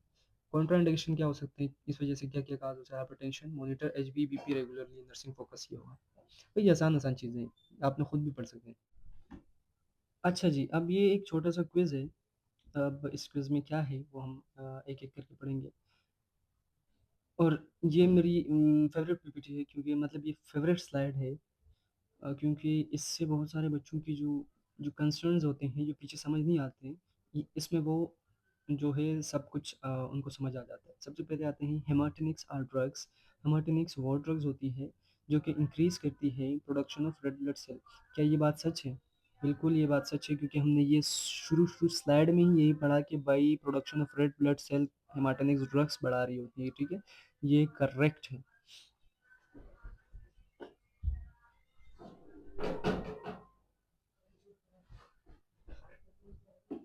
अच्छा, अब आयरन और folic acid, vitamin B 12 are common examples of haematinic agents. क्या ये बात सच है? आयरन, फॉलिक एसिड और vitamin B 12 are common example of haematinic agent. क्या हमने इसमें ही इनको क्लासिफाई किया था?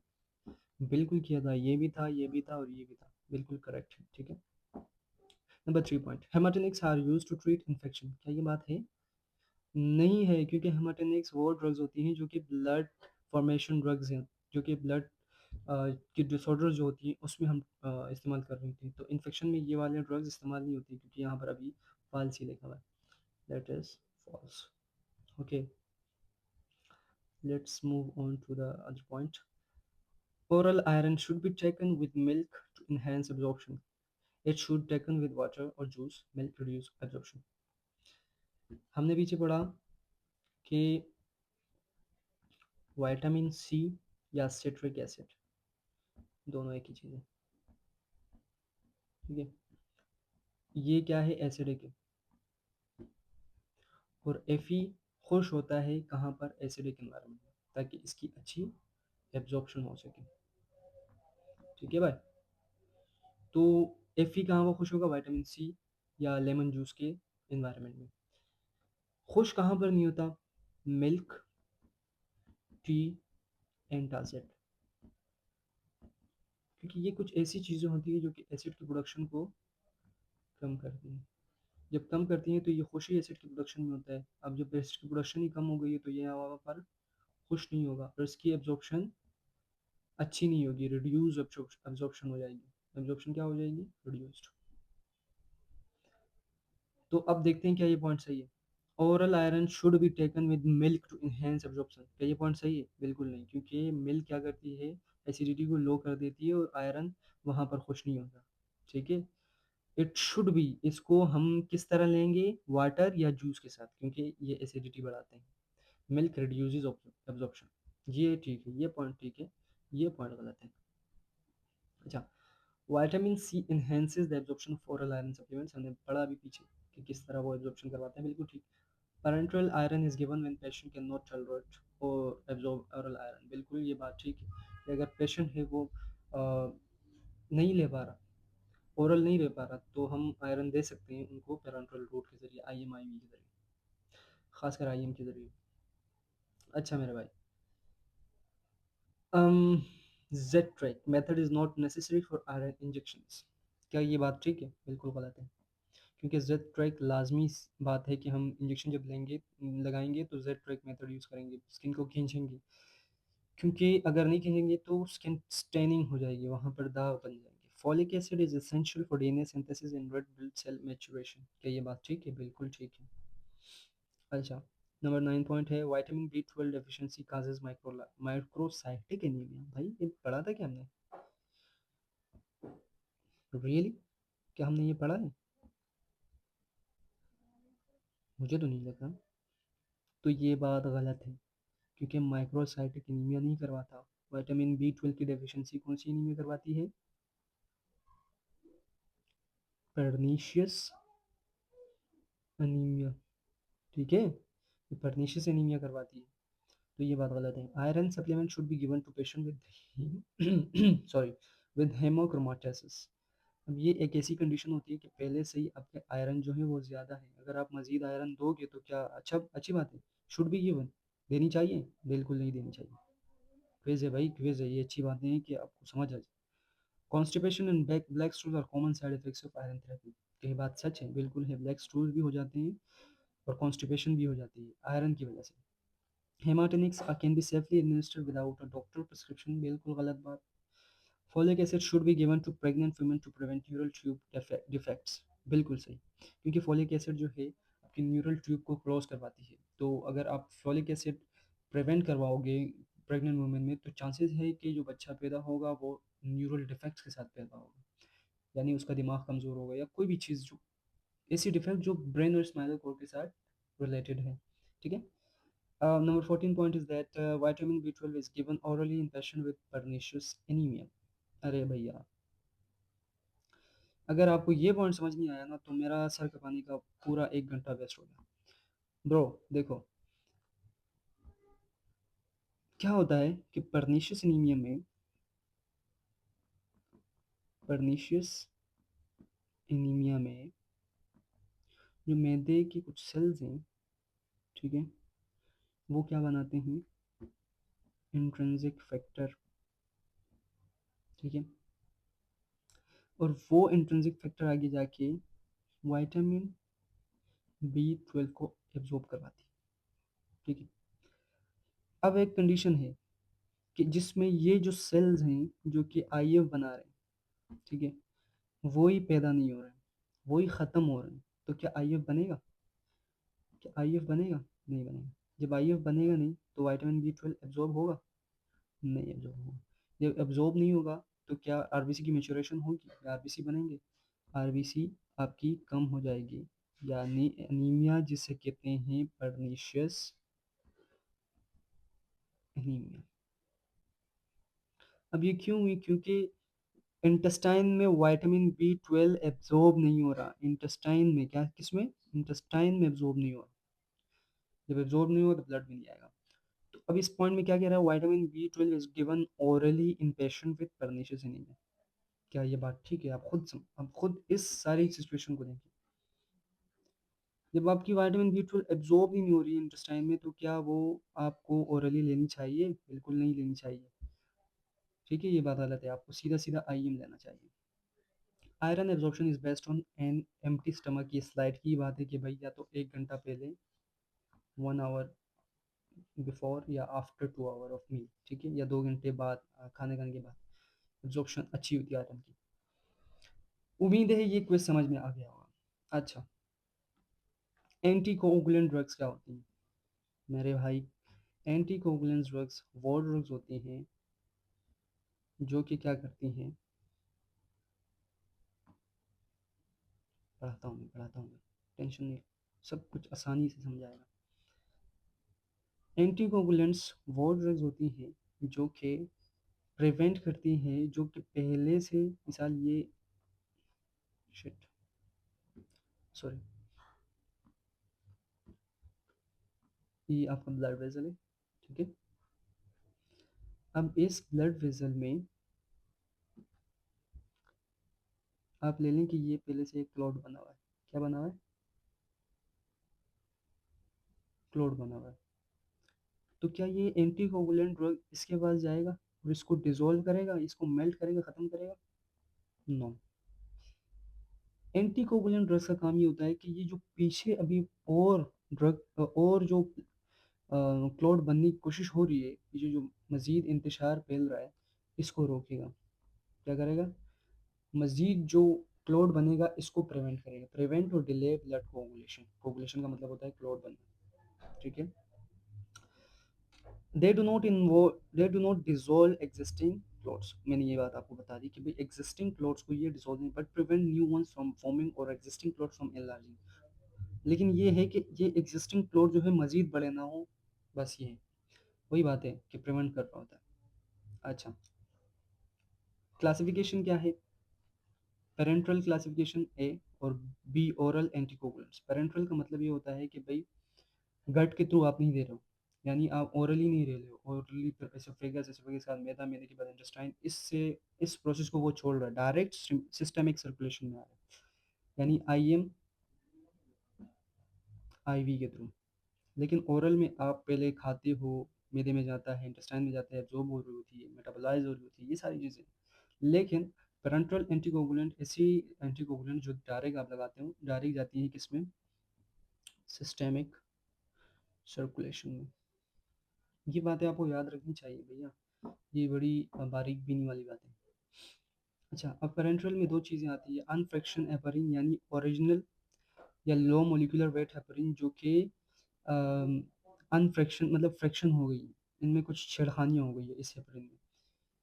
एग्जांपल दी हुई है एनोक्सापारिन, डेल्टापारिन, टेंजापारिन। अब इसकी बड़ी अच्छी मैंने यहाँ पर कुछ डायग्राम्स वगैरह शायद हाँ बनाई है। अच्छा, ये क्या है? ये आपका ब्लड वेसल, सही है, ब्लड वेसल है। ये क्या है? ये है ड्रग। कौन सा ड्रग? हेपरिन, जो कि अनफ्रैक्शन है, जो कि ओरिजिनल फॉर्म में, ओरिजिनल फॉर्म में तभी क्या है, इसका साइज बड़ा है। अब ये जो छोटे छोटे हैं ना, ये वाले जो छोटे छोटे हैं, ये भी हेपरिन है, लेकिन इसके साथ छेड़खानी की हुई है, ठीक है। ये लो मोलिकुलर वेट है, यानी इसका साइज कम है। तो इन दोनों में, इसमें और इसमें, कौन सा ड्रग पास करके इस टिश्यू, या ये टिश्यू है, ठीक है, इस टिश्यू में जाएगा? ऑब्वियस सी बात है ये वाले, क्योंकि ये इन वालों का साइज बड़ा है, ये इसमें से नहीं गुजर पाएंगे, ठीक है, इन सेल्स में नहीं गुजर पाएंगे। जब ये गुजरेंगे और सेल के टिश्यू मतलब टिश्यूज में आएंगे, तो अब मुझे बताओ कि इनमें, इन दोनों में ज्यादा फायदेमंद कौन सा है? ज्यादा देर तक आपके जिस्म में कौन सा रहेगा? ये वाला। क्योंकि अगर इसकी बात करें, ये तो आपके ब्लड में ही है, ब्लड में थोड़ा सा काम कर लेगा और उसके बाद डायरेक्ट किडनी के पास, किडनी से निकल जाएगा, ठीक है।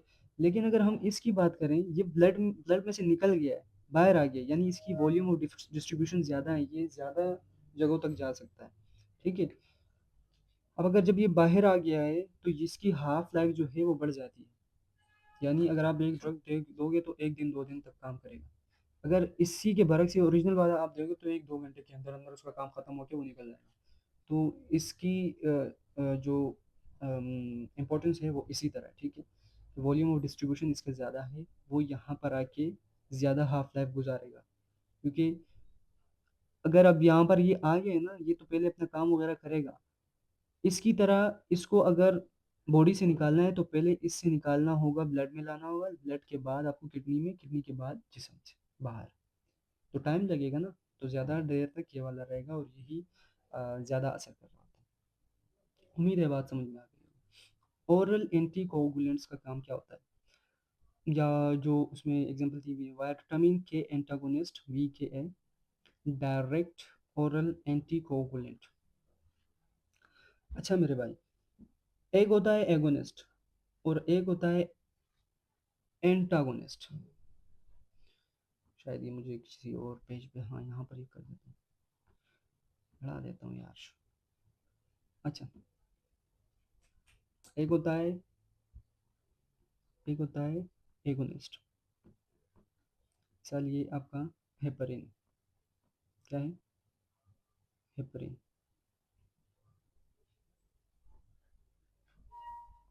सही है।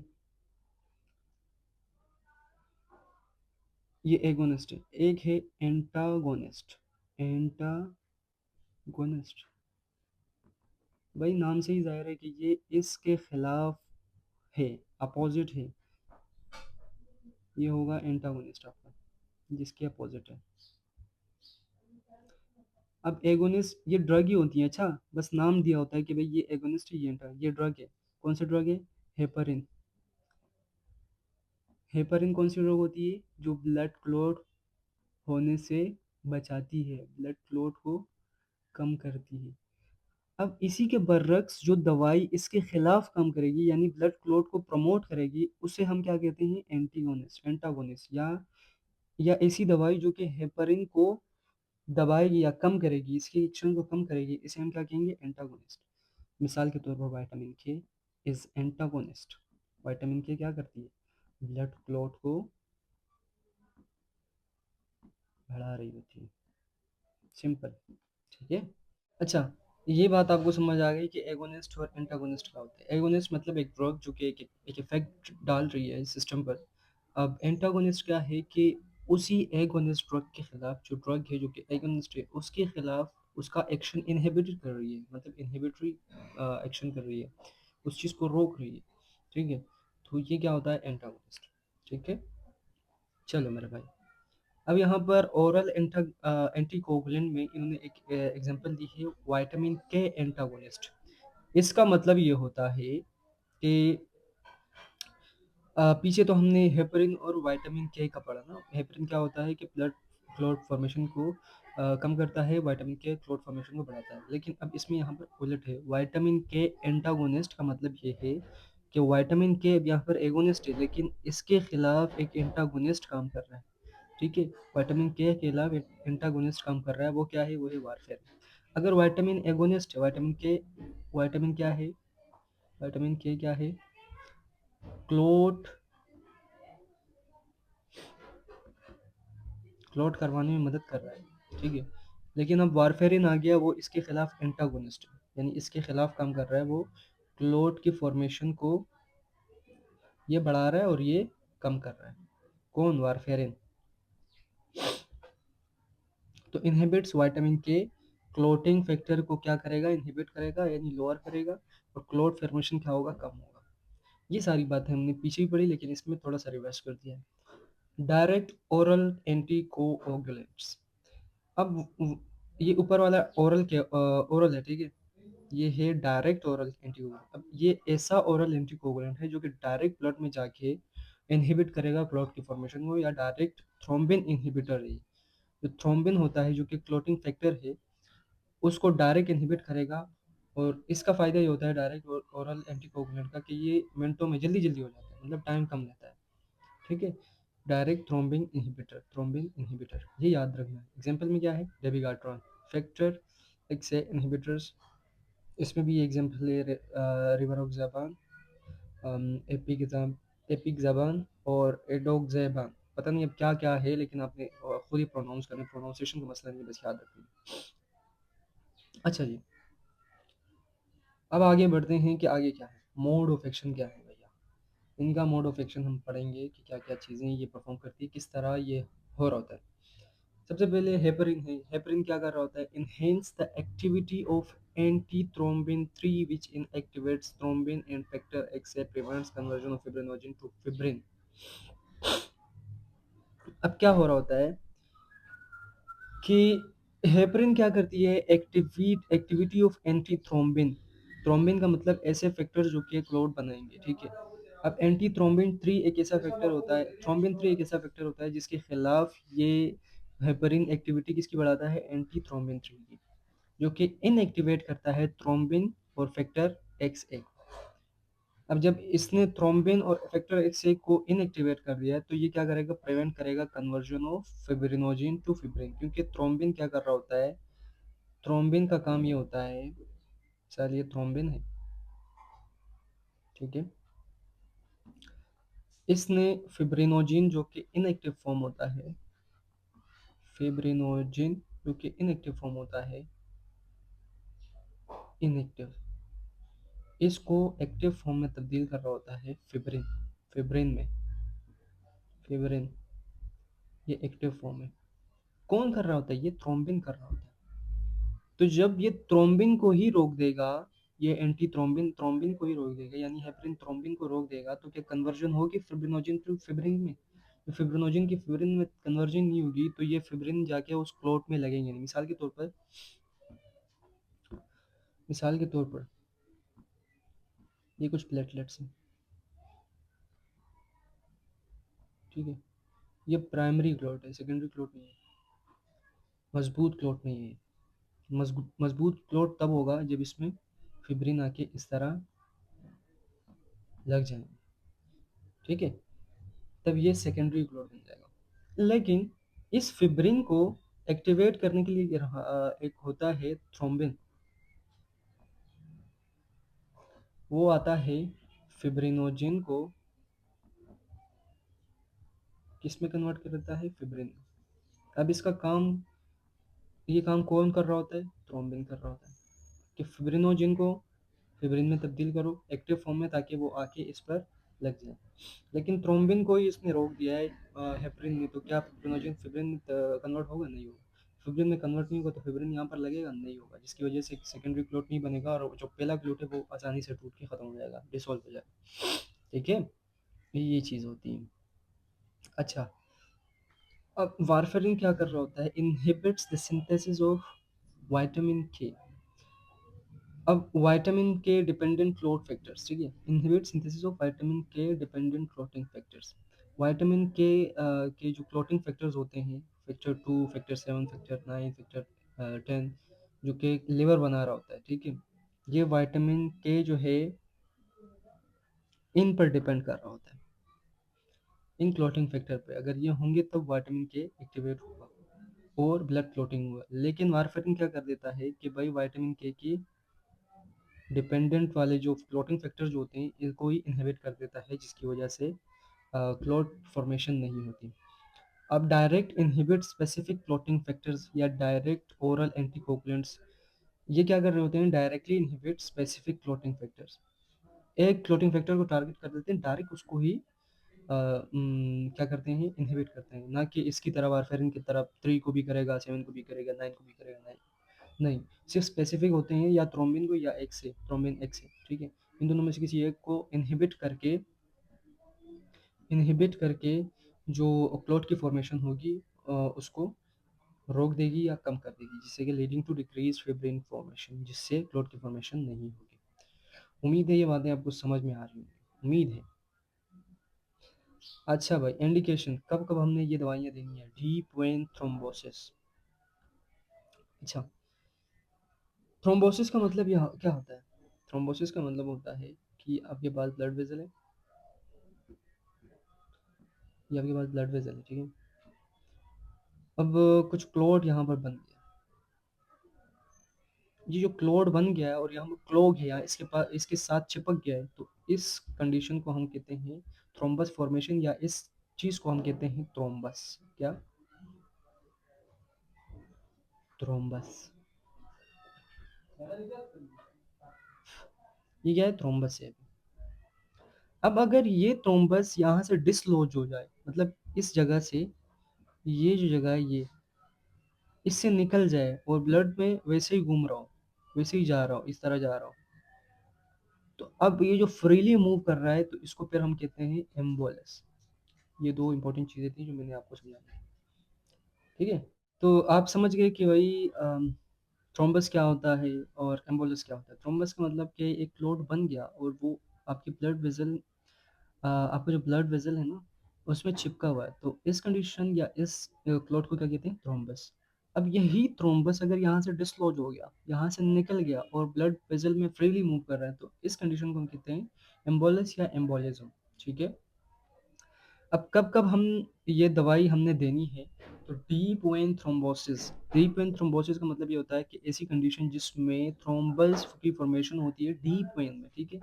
अक्सर औकात ये आपके लेग्स में होती है, आपके जो पाँव है ना, आपके जो पैर हैं, यहाँ पर डीप वेन थ्रोम्बोसिस हो रहा होता है, यहाँ की जो वेन्स है वो ब्लॉक हो रही होती है, जो कि जिसकी मेरे ख्याल से मेरे ख्याल से नहीं बल्कि इसकी प्राइमरी वजह होती है इमोबिलिटी, या ज़्यादा मोटापा, एक जगह बैठना, ज़्यादा एक्सरसाइज ना करना, इसकी वजह हो सकती है, ठीक है।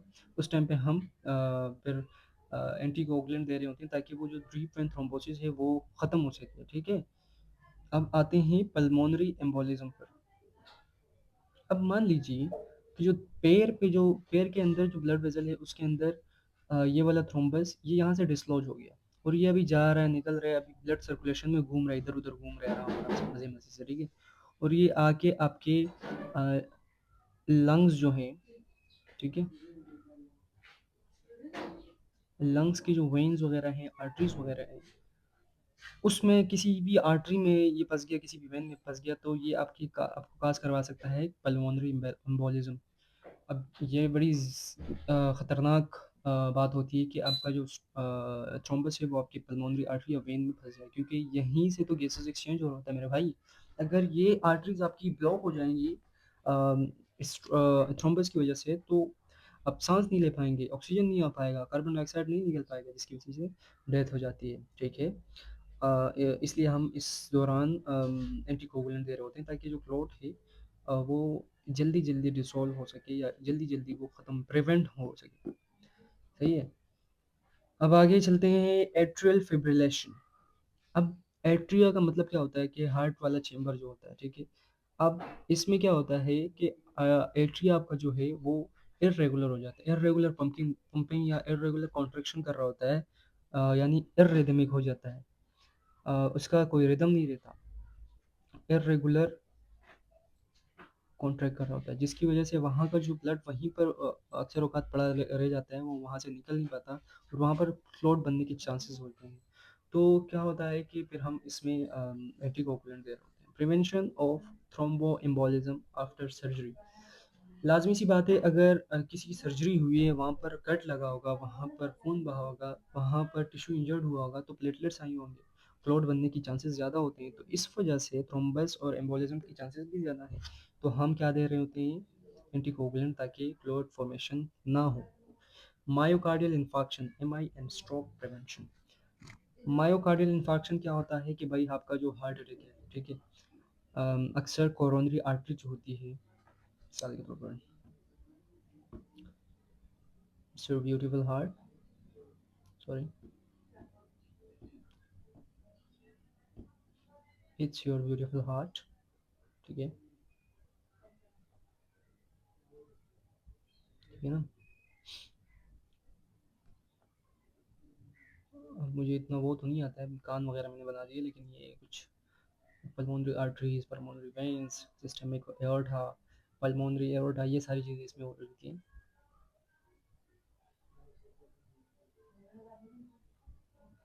अच्छा, अब यहाँ पर कुछ वेन्स होती है, ठीक है, जिसे हम क्या कहते हैं, कोरोनरी आर्टरी। अगर कोई क्लॉट आ गया और क्लॉट यहाँ पर आके फंस गया, कहाँ फंस गया, कोरोनरी आर्टरी में, तो स्ट्रोक हो सकता है। और इसके अलावा वहाँ की जो टिश्यू है उनको ऑक्सीजन नहीं मिलेगा, तो क्या होगा, एमआई, मायोकार्डियल इन्फार्क्शन, इसके वजह से डेथ भी हो सकती है। तो इस दौरान भी हम एंटीकोगुलेंट दे रहे होते हैं ताकि मज़ीद ये जो प्लेटलेट जो क्लॉट बन रहा है ये ना बने, ठीक है, ये सारी चीज़ें। अच्छा, प्रिवेंशन ऑफ थ्रोम्बोएम्बोलिज्म हम पढ़ लिया, मायोकार्डियल इन्फार्क्शन भी पढ़ लिया, स्ट्रोक प्रिवेंशन, ये सारी चीज़ें। अक्सर हम अगर हमें पता चल जाए कि भाई किसी को हार्ट का प्रॉब्लम हो सकता है, मोटापा है, तो हम उसको एंटीकोगुलेंट दे रहे होते हैं ताकि स्ट्रोक की प्रिवेंशन हो सके, एमआई की प्रिवेंशन हो सके, ठीक है। कॉन्ट्रा इंडिकेशन, किस टाइम पे हमने ये दवाइयाँ नहीं देनी। एक्टिव ब्लीडिंग और ब्लीडिंग डिसऑर्डर। अगर ब्लीडिंग हो रही है, तो ब्लीडिंग हो रही है मतलब यहाँ पर क्लोटिंग फैक्टर या क्लोट होने की जो कैपेसिटी है या कैपेबिलिटी है बॉडी की, वो नहीं है, ब्लीडिंग हो रही है, रुक नहीं रही। अगर उसमें हम अब एंटीकोगुलेंट दे देंगे, खून पतला करने वाली दवाइयाँ दे देंगे, तो मज़ीद ब्लीडिंग होगी, ब्लीडिंग रुकेगी नहीं, जिसकी वजह से इंसान की डेथ हो सकती है। So we have to avoid anticoagulant during active bleeding और ब्लीडिंग डिसऑर्डर्स, ओके। अब हम आगे बढ़ते हैं कि recent surgery, specially brain, spinal और आई। अगर किसी की रीसेंट सर्जरी होती है ब्रेन में या स्पाइनल की या आई की, तो उस दौरान भी हमने जो एंटीकोगुलेंट है वो नहीं देनी, ठीक है, क्योंकि यहाँ के जो ऑर्गन्स है वो बहुत ही ज़्यादा डेलिकेट होते हैं। अगर किसी भी वजह से वहाँ पर दोबारा से ब्लीडिंग शुरू हो गई और वो क्लॉट ही नहीं हो रही वहाँ पर, वो बंद ही नहीं हो रही, तो क्या हो सकता है कि ब्रेन में अगर खून बह रहा है, हेमाटोमा हो रहा है या हेमरेज हो रहा है, तो डेथ हो सकती है डायरेक्ट। ठीक है। सीवियर हाइपरटेंशन में हम क्यों नहीं दे रहे होते हैं एंटीकोगुलेंट? क्योंकि अगर सीवियर हाइपरटेंशन है तो मतलब यहाँ पर जो आर्टरीज और वेन्स हैं, उनके फटने के चांसेस ज़्यादा है, क्योंकि हाइपरटेंशन है, ज़्यादा ब्लड प्रेशर है, ब्लड फ्लो हो रहा है फुल प्रेशर के साथ, तो हेमरेज होने के ज़्यादा से ज़्यादा चांसेस होते हैं। ठीक है, कि आर्टरीज या वेन जो है वो हेमरेजिक हो जाए या वहाँ पर हेमरेज हो जाए। तो अगर हेमरेज वगैरह हो गया और आपने वहाँ पर एंटीकोगुलेंट दे दिया, खून पतला करने वाली दवाइयाँ दे दी, तो ब्लीडिंग रुकेगी? No. So it will cause sudden death of a patient. So we have to avoid anticoagulant during severe hypertension. Okay. अच्छा जी।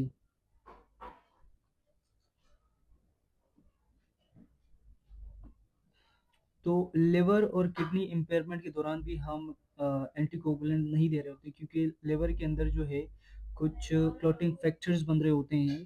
तो अगर लिवर पहले से डैमेज है, वो पहले से ही लो क्लॉटिंग क्लॉटिंग जो फैक्टर होंगे वो बना रहे होंगे, तो अगर आप ऊपर से एंटीकोगुलेंट दे दो जो कि क्लॉट को रोक रहा होता है, तो मजीद ब्लीडिंग ब्लीडिंग के चांसेस हो सकते हैं। इसी तरह किडनी इम्पेयरमेंट में हम क्यों नहीं दे रहे होते, क्योंकि कुछ ऐसी एंटीकोगुलेंट ड्रग्स होती हैं जो कि मेटाबोलाइज या एलिमिनेट होनी होती है किससे, किडनी से। तो अगर किडनी ख़राब है तो वो वहाँ से वो एलिमिनेट नहीं होगी, जिसकी वजह से वहाँ पर अक्यूमुलेशन होगी उस ड्रग की, वहाँ पर जमा होने लगेगी और टॉक्सिसिटी के चांसेस बढ़ सकते हैं। सो इस वजह से भी हम इसमें नहीं दे सकते। अच्छा, प्रेगनेंसी के दौरान हम खासकर वारफेरिन की बात हो रही है, क्योंकि उसको उस टाइम के दौरान क्यों हम ये ड्रग क्यों नहीं दे सकते, क्योंकि वारफेरिन जो है, ये वारफेरिन वारफेरिन जो है मदर से फीटस की तरफ इस प्लेसेंटा के थ्रू पार हो सकता है और फीटस में जा सकता है, जिसकी वजह से फीटस में वो ब्लीडिंग करा सकता है और उसकी मोर्टेलिटी रेट जो है बहुत ज़्यादा होती है। इस वजह से भी हम वो नहीं दे रहे होते हैं, क्या कहते हैं, वारफेरिन नहीं दे रहे होते या एंटीकोगुलेंट नहीं दे रहे होते। ठीक है। अच्छा जी, नर्सिंग रिस्पॉन्सिबिलिटीज़ की अगर हम बात करें तो सबसे पहले नर्स को असेस करना होता है साइंस ऑफ ब्लीडिंग। कहीं ब्लीडिंग वगैरह तो नहीं हो रही, यानी ब्रूसिंग तो नहीं है, गम्स में कोई ब्लीड नहीं हो रहा, यूरिन में कहीं खून तो नहीं जा रहा, स्टूल में कोई खून तो नहीं जा रहा, उनसे पूछना होता है, असेस करना होता है। ठीक है। अगर ब्लीडिंग है और हमने ऊपर से एंटीकोगुलेंट दे दी, तो ब्लीडिंग मजीद ज़्यादा इंटेंस हो जाएगी, वर्स हो जाएगी, रुकेगी नहीं, जिसकी वजह से डेथ हो सकती है। So we have to look very carefully. Okay. क्योंकि सारी चीज़ें अच्छी तरीके से देखनी होती है। अच्छा, तो मॉनिटर क्या क्या करना होता है? सबसे पहले टेस्ट है कुछ एपीटीटी और पीटीआईएनआर। ये दो किस्म के टेस्ट हैं, एक हेपरिन के लिए होता है, एक वारफेरिन के लिए होता है, दोनों एंटीकोगुलेंट है। ठीक है। क्या है? दोनों एंटीकोगुलेंट है, हेपरिन और वारफेरिन। अब ये एपीटीटी पीटीआईएनआर, इन टेस्ट का काम क्या होता है कि इसमें चेक करते हैं, लेबॉर्ट्री में खून खून आपने दिया, पेशेंट का खून लिया आपने और लेबॉर्ट्री में भेज दिया। अब लेबॉर्ट्री में चेक क्या होता है कि भाई पेशेंट का जो ये खून है कितनी देर में ये क्लॉट हो रहा है, क्या ये टाइम ज़्यादा ले रहा है या टाइम कम ले रहा है, हमें चेक करना होता है ना। अगर आपने पेशेंट है उसका एपीटीटी कम या ज़्यादा आ रहा है, यानी उसका एक पेशेंट है उसका जो खून है वो क्लॉट नहीं हो रहा, टाइम ज़्यादा ले रहा है, तो मतलब उसमें ब्लीडिंग रिस्क ज़्यादा है। अगर एंटीकोगुलेंट और ज़्यादा दे दिया तो वो ज़्यादा ख़राब हो जाएगा। ठीक है। जीटी टेस्ट इसलिए होता है, इसका टारगेट 1.5 टू 2.5 तक होता है। और आईएनआर, अगर हम वारफेरिन की मैं बात करूँ, तो अगर इसमें हम बात करें तो इसमें भी देखना होता है, डिफरेंट मेथड से हम इसको देखते हैं कि भाई इसमें कितना ब्लड कितने टाइम में क्लॉट हो रहा है, कितने टाइम में नहीं हो रहा है, या टाइम बहुत ज़्यादा ले रहा है। तो बस चेक कर रहे होते हैं क्लोटिंग को, कि क्लोट हो रहा है नहीं हो रहा है, कितने टाइम में हो रहा है, कितने टाइम में नहीं हो रहा है, ताकि उसके हिसाब से हम उसकी डोज बना सकें, डोज सेट कर सकें। तो ये सारी चीज़ें होती है। ठीक है। एंटीडोट्स क्या हैं कि भाई हमने हेपरिन का एंटीडोट क्या देना है, वारफेरिन का एंटीडोट क्या देना है। वारफेरिन का अगर सीधी सीधी बात है भाई, वाइटामिन के देना है।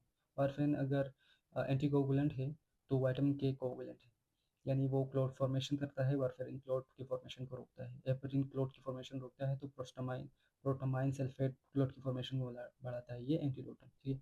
Avoid IM injections and unnecessary venipuncture. इस दौरान आपको आईएम इंजेक्शन, मतलब जिस टाइम पे आप एंटी कोगुलेंट दे रहे हो, इस टाइम पे आपने ना तो आईएम इंजेक्शन देना है, क्योंकि लिटिल ब्लीडिंग भी वो पे ब्लीड रुकेगी नहीं, शुरू होती रहेगी, जिसकी वजह से बहुत ज़्यादा ब्लीडिंग हो जाती है।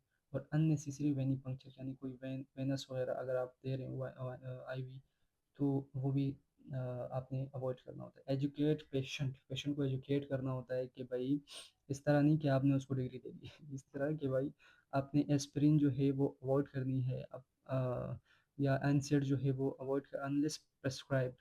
ठीक है। क्योंकि अगर एस्पिरिन वो लेगा और उसको पहले से ब्लीडिंग है, तो चांसेस है कि वो ब्लीड बहुत ज़्यादा वर्स हो सके।